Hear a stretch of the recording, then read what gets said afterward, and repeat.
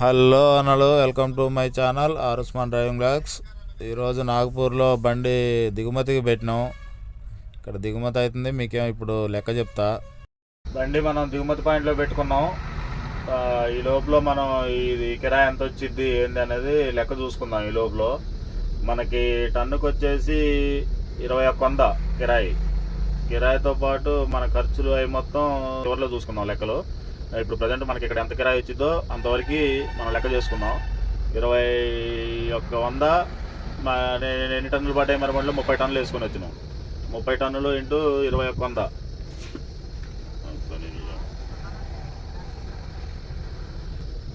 2100 into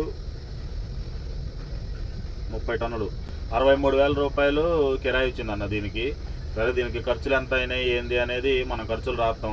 ఖర్చులు రాసినప్పుడు ఖర్చులు కూడా చెప్తా. 63,000 రూపాయలు కిరాయి రావాలి. మనకి ఓనర్ కొట్టిన అడ్వాన్సు వచ్చేసి 6,000 రూపాయలు అడ్వాన్స్ కొట్టారు. సో దానికి టాలీ చేసుకొని మరి ట్రిప్పులో ఎంత మిగిలినాయి, కమిషన్ ఎంత వచ్చింది ఏందనేది నెక్స్ట్ వీడియోలో చెప్తా.